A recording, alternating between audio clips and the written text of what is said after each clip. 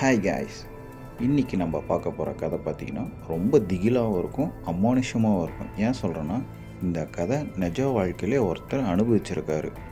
இந்த கதையில் வரக்கூடிய நபர் பார்த்திங்கன்னா, அவர் 12th படிக்கும் போது நடந்த அமானுஷமான விஷயத்தை தான் நம்மக்கிட்ட கதையாக சொல்லியிருக்காரு. இந்த கதையை சொன்ன கார்த்திக்கு ரொம்ப நன்றி. இது போன்ற சுவாரஸ்யமான கதைகள் உங்கள்கிட்டையும் இருந்துச்சுன்னா மேலே தெரிகிற மெயில் ஐடிக்கு அனுப்பி வைங்க. கண்டிப்பாக நம்ம கதையாக பார்க்கலாம். மேலும் நம்ம சேனலை இன்னும் சப்ஸ்கிரைப் பண்ணாத பார்த்துட்டு இருந்தீங்கன்னா சப்ஸ்கிரைப் பண்ணிவிடுங்க. உங்கள் ஃப்ரெண்ட்ஸ் அண்ட் ஃபேமிலிக்கு ஷேர் பண்ணுங்கள், எங்களுக்கு ரொம்ப சப்போர்ட்டாக இருக்கும். சரி வாங்க கதையை பார்க்கலாம். கார்த்தி இவர் பார்த்தீங்கன்னா சேலத்தை சேர்ந்தவர். இவர் இப்போ 12th படிச்சுட்ருக்கார். இவங்க அப்பா பார்த்தீங்கன்னா ஒரு கவர்மெண்ட் எம்ப்ளாய்.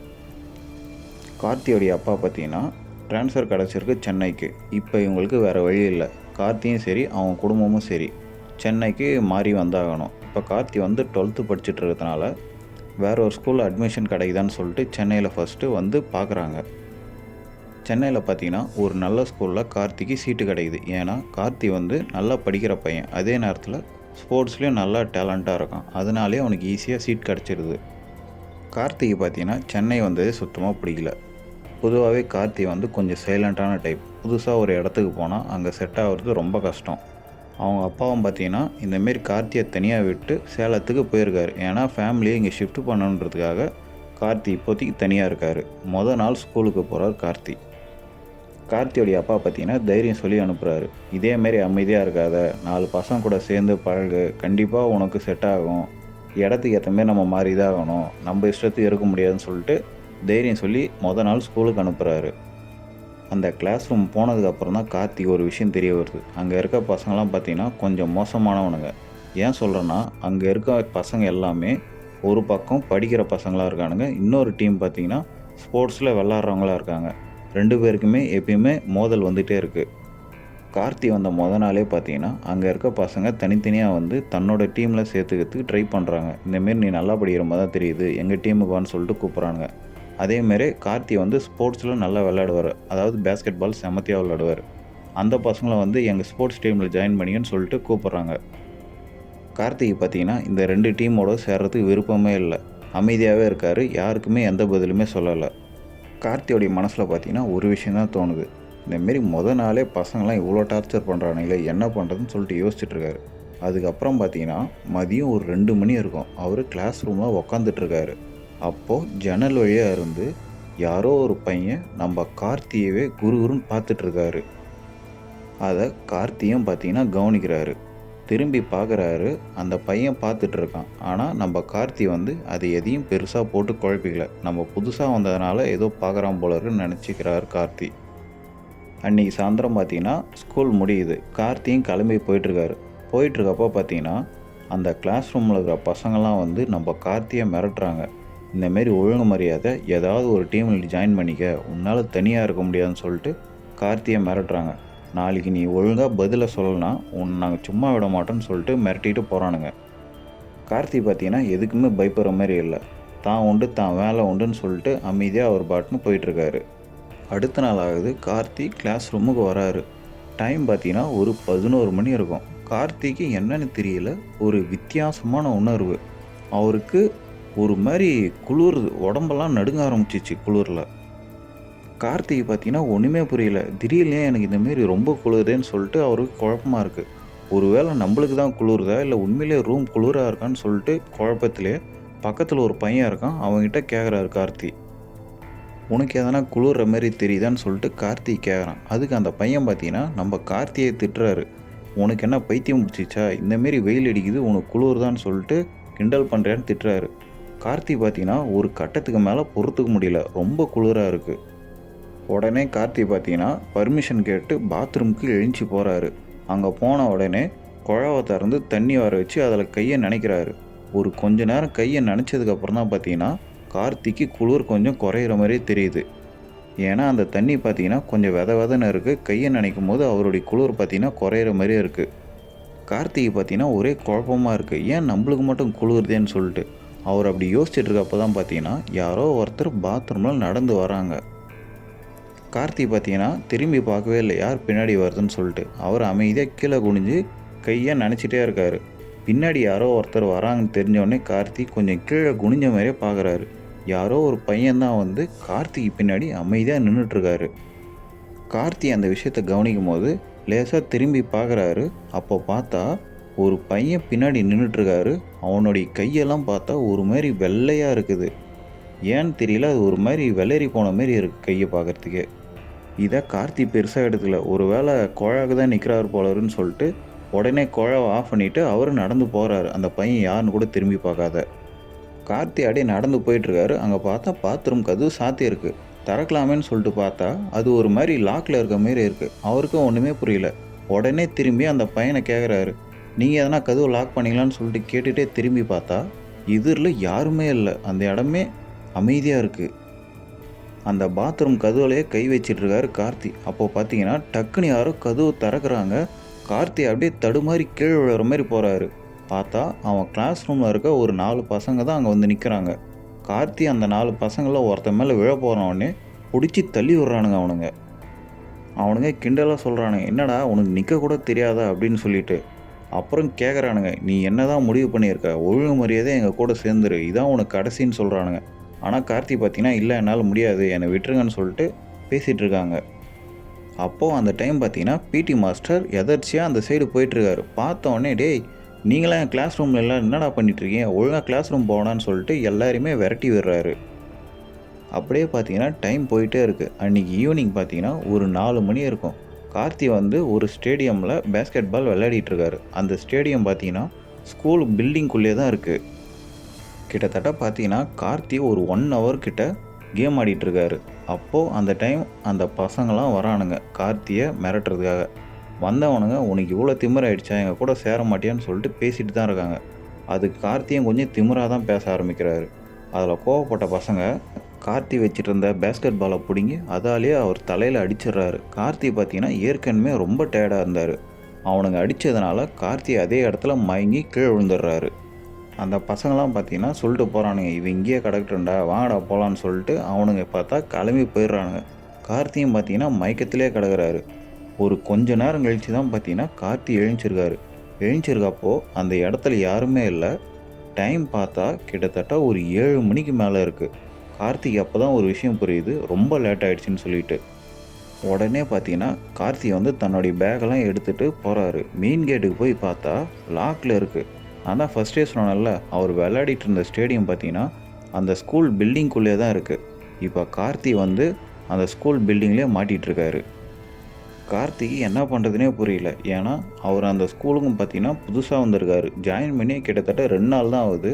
வேறு எதுனா வழி இருக்கான்னு கூட கார்த்திக்கு சுத்தமாக புரியல.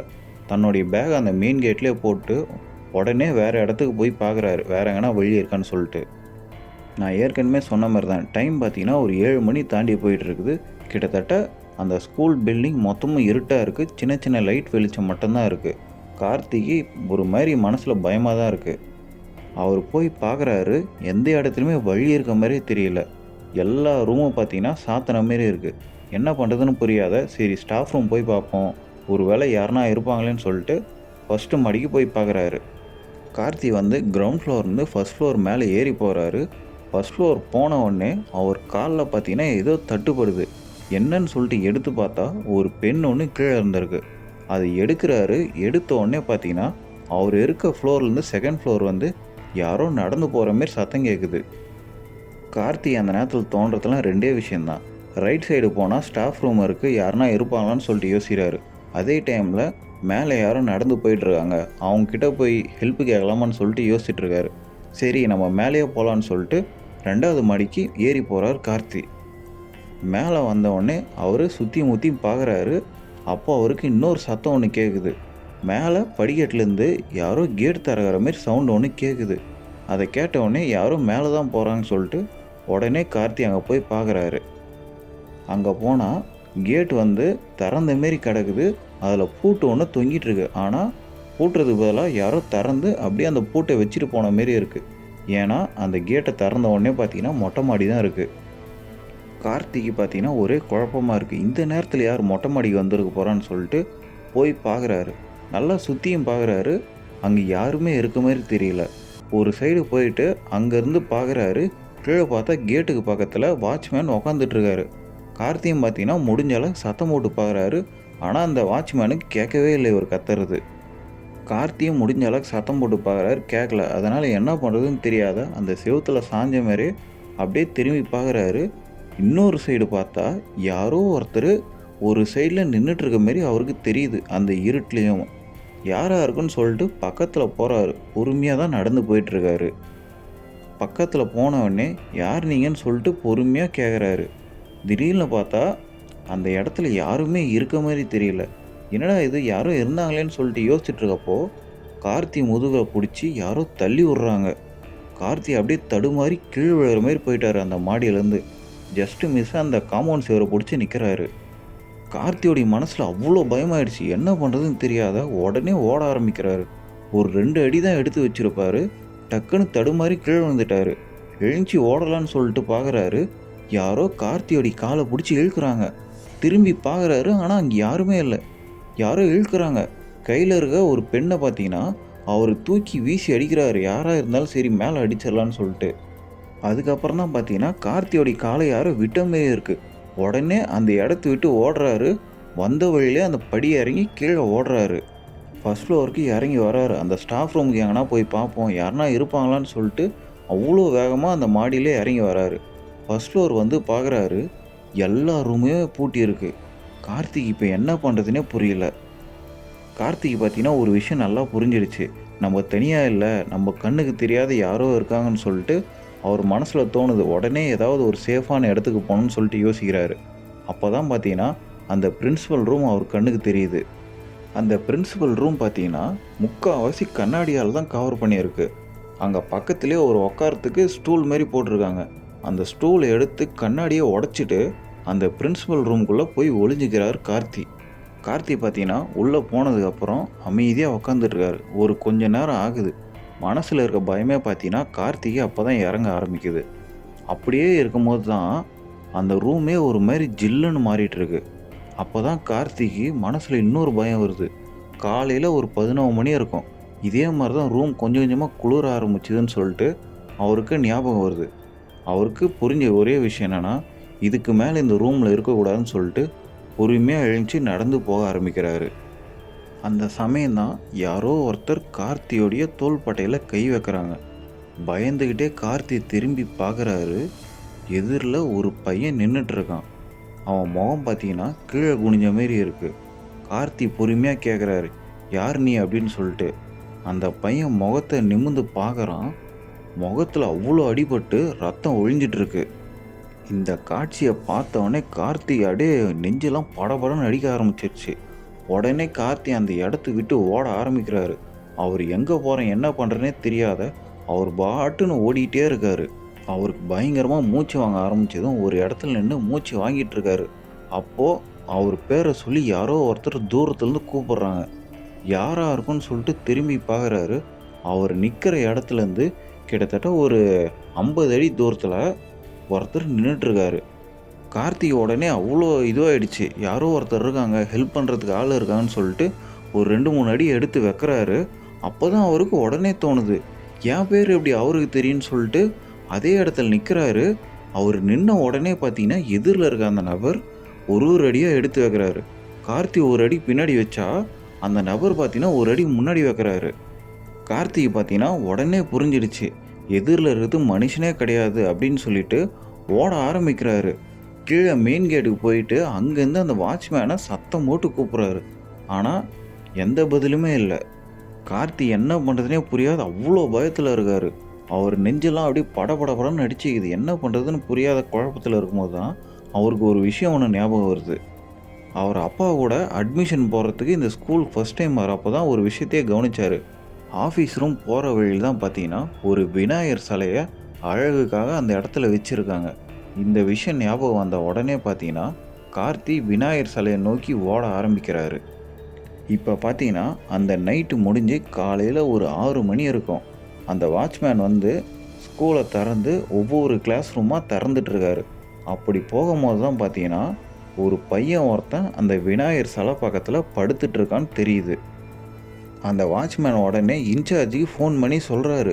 அவருக்கு விஷயம் தெரிஞ்ச உடனே பார்த்தீங்கன்னா பிரின்சிபலுக்கு இப்படி ஒரு விஷயம் நடந்ததாக சொல்கிறாங்க. பிரின்சிபல் உடனே பதறிட்டு ஸ்கூலுக்கு வராரு. அங்கே இருக்க நம்ம கார்த்திகிட்ட விசாரிக்க ஆரம்பிக்கிறாரு. கார்த்தி வந்து நைட்டு நடந்த எல்லா விஷயத்தையுமே சொல்கிறாரு. இந்தமாரி ஸ்கூலுக்குள்ளே ஒரு பேய் ஒன்று இருந்துச்சு, அது என்னை கொல்ல பார்த்துச்சு, என்னை கொடூரமாக விரட்டிகிட்டே இருந்துச்சு, என்ன பண்ணுறதுன்னு தெரியாத நான் ஓடிட்டே இருந்தேன், வேறு வழி இல்லாத கடைசியாக விநாயகர் சிலை பக்கத்தில் வந்து உக்காந்தேன், அதுக்கப்புறம் என்ன நடந்துச்சுன்னு எனக்கு தெரியலன்னு சொல்கிறாரு. பிரின்சிபல் பார்த்தா இவர் சொல்கிற எதையுமே நம்பலை. ஆனால் ஸ்கூலில் பார்த்தீங்கன்னா அங்கங்கே சிசிடிவி கேமரா வச்சுருக்காங்க. அதை ப்ளே பண்ணி பார்க்குறாங்க. பயங்கரமான அதிர்ச்சி. ஏன்னா கார்த்தி சொன்ன மாரி அவர் எல்லா இடத்துலையும் ஓடிட்டு தான் இருந்தார். ஆனால் எங்கேயுமே பார்த்தீங்கன்னா கார்த்தி சொன்ன மாரி எந்த அமானுஷமான விஷயமும் இல்லை, எந்த பேயுமே இல்லை. கார்த்தி ஒரு மாதிரி அதிர்ச்சியாக இருக்குது. பிரின்சிபலை திரும்பி பார்க்குறாரு. அவர் ஒரு மாதிரி முறைச்ச மாரி நின்றுட்டுருக்காரு. கார்த்தி வந்து சொல்கிறாரு, இந்தமாரி எல்லாத்தையுமே ஓட்டி பாருங்கள், கடைசியாக என்ன நடந்துச்சுன்னு பார்க்கலான்னு சொல்கிறாரு. பிரின்சிபலும் பார்த்தா எல்லாமே பொய்யாக தான் இருக்குன்னு சொல்லிட்டு ஓட்டி பார்க்குறாரு. கடைசியாக கார்த்தி சொன்ன மாரி அந்த விநாயகர் சிலை பக்கத்தில் வராரு. பிரின்சிபலுக்கு பார்த்தீங்கன்னா பயங்கரமான அதிர்ச்சி அந்த இடத்துல தான் காத்துட்ருக்கு. கார்த்தி வந்து அந்த விநாயகர் சிலை பக்கத்தில் போகிறாரு. அவர் அந்த விநாயகர் சிலை பக்கத்தில் போய் இறுக்கமாக கட்டி பிடிச்சி உக்கார்றாரு. கார்த்திகிட்டேருந்து ஏதோ ஒரு கருப்பான நிழல் ஒன்று கார்த்தியை விட்டு பிரிஞ்சு வேற ஒரு திசையில் போகுது. அந்த ரெக்கார்டிங்கில் பார்க்குறாங்க, அந்த இடத்துல இருந்த லைட்டெல்லாம் அப்படியே திடீர்னு விட்டு விட்டு எரிய ஆரம்பிச்சிது. கார்த்தி என்ன பண்ணுறதுன்னு தெரியாத சிலையை பிடிச்சிட்ருக்கப்போ அவங்க எதிர்பார்க்காத ஒரு விஷயம் நடக்குது. என்னென்னா, திடீர்னு ஏதோ ஒரு பறவை ஒன்று பறந்து வந்து விநாயகர் சிலை மேலே அமைதியாக உக்காருது. அது உக்காந்த அடுத்த செகண்டே பார்த்தா அந்த லைட்டு விட்டு விட்டு எரிஞ்சதெல்லாம் சகஜமாக மாறிடுச்சு. ஒரு கொஞ்ச நேரம் கழித்து பார்த்தா கார்த்தியும் அதே இடத்துல மயங்கி விழுந்துடுறாரு. அதுக்கப்புறம் அந்த ரெக்கார்டிங்கில் எதுவுமே இல்லை. காலையில் வந்து வாட்ச்மேன் எழுப்புறது தான் தெரியுது. பிரின்சிபல் பார்த்தா பேசி மழுப்புறாரு கார்த்திகிட்ட. இதெல்லாம் சாதாரண விஷயம், கேமராவில் வந்து ஏதோ தப்பாக ரெக்கார்டாக இருக்கும், அதெல்லாம் நீ போட்டு குழப்பிக்காத, தைரியமாக இரு அப்படின்னு சொல்லிட்டு தைரியம் சொல்லிகிட்ருக்காரு. கார்த்திகை பார்த்தீங்கன்னா ஒரு விஷயம் நல்லா புரிஞ்சிடுச்சு. பிரின்சிபல் பார்த்தீங்கன்னா இதை மூடி மறைக்கிறதுக்கு ட்ரை பண்ணுறாருன்னு சொல்லிட்டு கார்த்தி இதை பெருசாக எடுத்துக்காத கிளம்பி வீட்டுக்கு போகிறாரு. அடுத்த நாள் தான் ஸ்கூலுக்கு வராரு. அங்கே இருக்க பசங்கிட்ட எதனா சம்பவம் இதுக்கு முன்னாடி நடந்துதான்னு சொல்லிட்டு கேட்குறாரு கார்த்தி. அப்போ தான் அங்கே இருக்க ஒரு பையன் சொல்கிறான், நீ இந்த கிளாஸ் ரூமில் எப்படி ஜாயின் பண்ணன்னு உனக்கு தெரியுமா? நீ உக்காந்துட்டு இருக்க சீட்டில் இதுக்கு முன்னாடி வேற ஒரு பையன் இருந்தான், அவன் எதிர்பாராத விபத்தில் எப்படியோ இறந்துட்டான், அதுக்கப்புறம் தான் நீங்கள் வந்திருக்கன்னு சொன்னோடனே கார்த்திக் ரொம்ப கோபமாயிடுச்சு. உடனே பிரின்சிபல் ரூம் போயிட்டு அவர்கிட்ட பேச ஆரம்பிக்கிறான். பிரின்சிபலும் பார்த்தா சொல்கிறாரு, ஆமாப்பா இதுக்கு முன்னாடி ஒரு பையன் இருந்தான், ஏதோ ஒரு விபத்தில் அவன் இறந்துட்டான், அதுக்கும் இதுக்கும் என்னப்பா சம்மந்தம்னு சொல்லிட்டு கேட்குறாரு. கார்த்தி அப்போ நிதானமாக யோசித்து அவனுடைய ஃபோட்டோ எதனா இருந்தால் காட்டுங்கன்னு சொல்லிட்டு கேட்குறாரு கார்த்தி. பிரின்சிபலும் பார்த்தா அந்த ஃபோட்டோவை தேடி எடுத்து காட்டுறாரு. கார்த்திக்கு ரொம்ப அதிர்ச்சி ஆகிடுச்சு. கார்த்தி வந்து அந்த நைட்டில் ஒரு பையனை பார்த்தார்ல, முகமெல்லாம் அடிபட்டு ரத்தம் ஒழுகிட்டு இருந்துச்சு, அதே பையனுடைய ஃபோட்டோவை தான் பிரின்சிபலும் இப்போ காட்டுறாரு. கார்த்திக் என்ன சொல்கிறதுனே புரியல அந்த நேரத்தில். கார்த்தி வந்து இவ்வளவோ சொல்கிறாரு, இதே ரூமில் தான் இந்த பையனை நான் நேருக்கு நேர் பார்த்தேன் அப்படின்னு சொல்லிட்டு. ஆனால் அந்த பிரின்சிபல் பார்த்த சொல்கிறாரு, உயிரோடவே இல்லை, இந்த பையனை நீ எப்படி பார்த்துருக்க முடியும்னு சொல்லிட்டு யாருமே நம்பலை. கார்த்தி வந்து வீட்லேயும் சொல்கிறாரு அவங்க அப்பா அம்மா கிட்ட, யாருமே நம்புகிற மாதிரியே இல்லை. கார்த்தியோடைய அப்பாவுக்கு ஒரு விஷயம் நல்லா புரிஞ்சிடுச்சு, இவன் ரொம்ப பயந்துட்டான், இதுக்கு மேலே இந்த ஸ்கூல் தேவையில்லைன்னு சொல்லிட்டு வேற ஒரு ஸ்கூல் மாற்றிட்டாங்க. கார்த்திக் நடந்த சம்பவத்தை அவர் யார்கிட்ட சொன்னாலும் சரி, யாருமே கார்த்தி நம்புகிற மாதிரியே இல்லை. அதுக்கப்புறம் கார்த்தியும் அந்த விஷயத்த கொஞ்சம் கொஞ்சமாக மறந்துட்டார். இப்போ பார்த்தீங்கன்னா கார்த்தி வந்து ஒரு நல்ல வேலையில் இருக்கார், ஒரு நல்ல வாழ்க்கையை வாழ்ந்துட்டு வராரு. இந்த கதையை சொன்னதே பார்த்தீங்கன்னா கார்த்தி தான். அவருக்கு ஏற்பட்ட அனுபவத்தை நம்மகிட்ட பகிர்ந்துருக்காரு. ஓகே கைஸ், கதை எப்படி இருந்துச்சு? உங்ககிட்டையும் இதேமாரி சுவாரஸ்யமான கதைகள் இருந்தால் நம்மக்கிட்ட அனுப்பி வைங்க. கண்டிப்பாக கதையாக நம்ம சேனலில் பார்க்கலாம். நம்ம சேனல் இன்னும் சப்ஸ்கிரைப் பண்ணாத பார்த்துட்டு இருந்தீங்கன்னா சப்ஸ்கிரைப் பண்ணிவிடுங்க. நம்ம சேனலில் இன்னும் சுவாரஸ்யமான கதைகள்லாம் நம்ம பேசியிருக்கோம், செக் பண்ணி பாருங்கள். இந்த வீடியோவை உங்கள் ஃப்ரெண்ட்ஸ் அண்ட் ஃபேமிலிக்கு ஷேர் பண்ணுங்கள். ஓகே காய்ஸ், நம்ம அடுத்த கதையில் பார்ப்போமா?